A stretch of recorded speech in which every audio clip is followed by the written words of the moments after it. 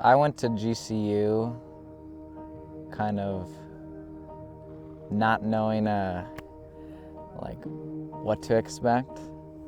I knew like there's a reason I was there that wasn't just engineering.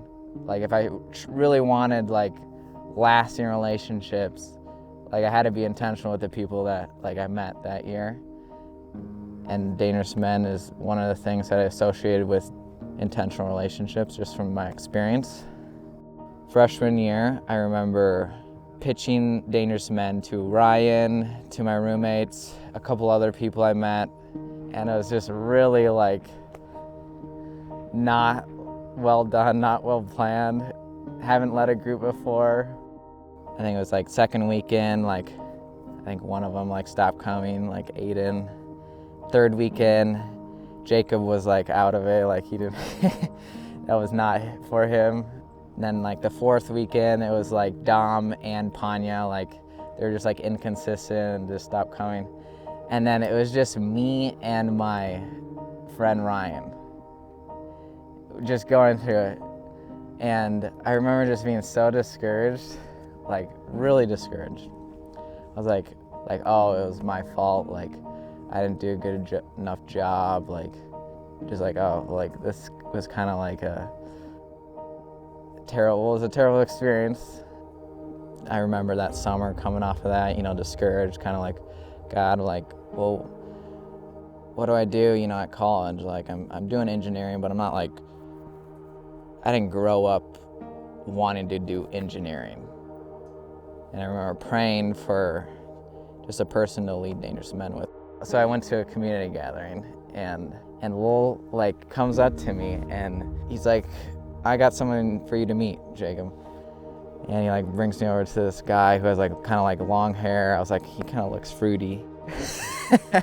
Turns out he's from Edina. Just kidding. But no, he's like, this is Mike. And I meet Mike and he's like, yeah, I'm gonna be a freshman down at GCU. So I was like, oh, dude, that's awesome. Like, you know, like I was down there, you know, like just this past year, gonna be a sophomore, and want to lead Dangerous Men. Like I want to just, yeah, like see other guys like experience what I did. We were both expecting like maybe like 8, you know, not many people.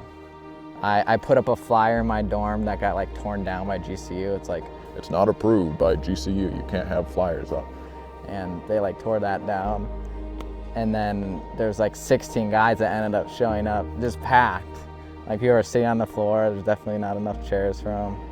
And me and Mike were just like, dang, like, this is so cool. Like God just brought this together and answered prayer. Like he truly answered the prayer. Within Michael's first group was a buddy that I'd been really close with, Ethan, who we'd gone to high school with. I mean, we'd known each other since kindergarten, and kind of been in the same friend group in high school.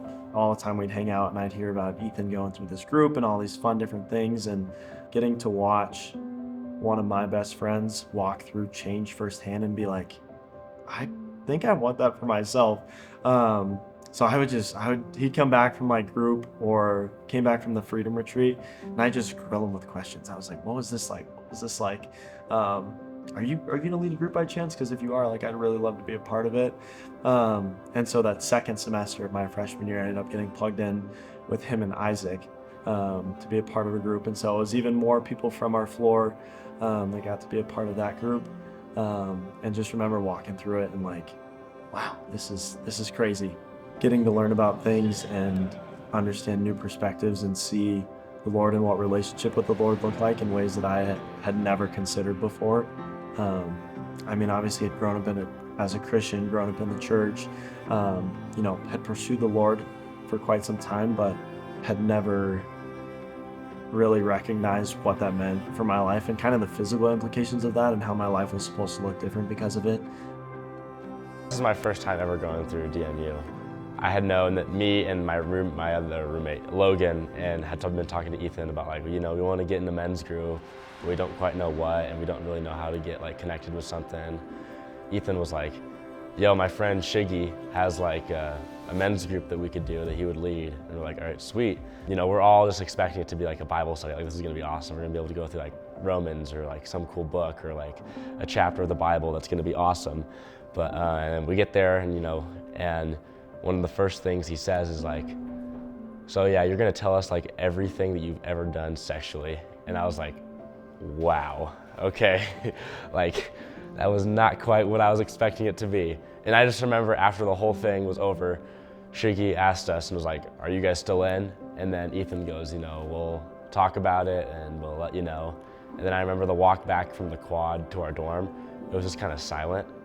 And it's like, no one really talked for like the first half of it until I was like, you know what?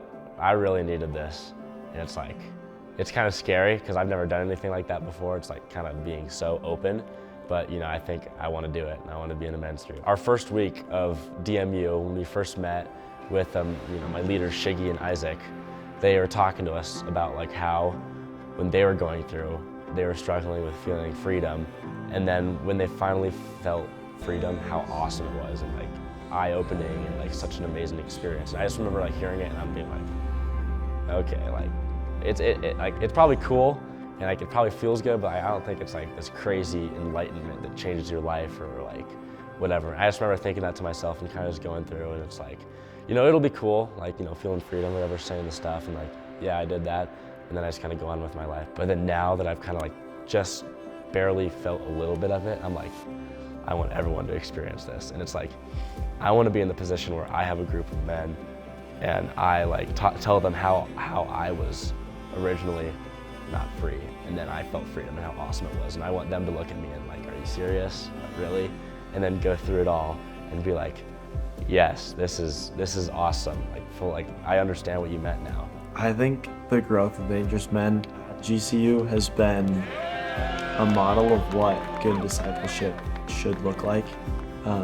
It should be, I'm gonna lead a group of people, and then the group that I lead is gonna go and lead other people, and then the group that they lead is gonna go and lead other people, and so it starts with 1, and then it grows into 2, and then it grows into 4, and then it grows into 8, and then it grows into 16, and it just keeps going from there.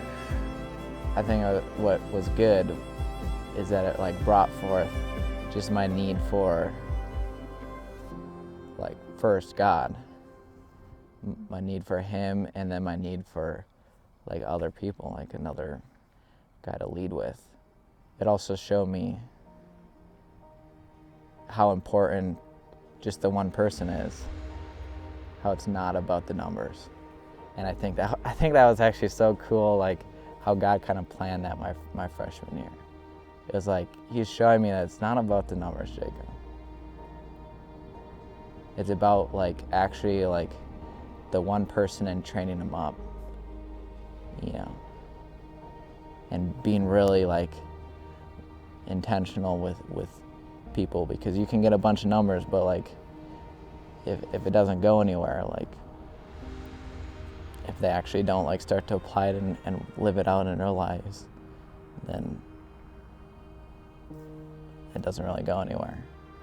And so like when I first started, it was a group of like 10 or 12 individuals, and then even the second semester I went, it was like 20 to 25, and then missed the winter retreat that next year and went the following year and it was like 45, and then now we're here and it's like 60, 70 people with just at the retreat alone, whereas the groups, you know, walking through Dangerous Men in 8 chapters is even more. And so I get just excited thinking about the fact that, you know, this is where we are now. In 3 years, like what's the Lord gonna do with the next 5 to 10?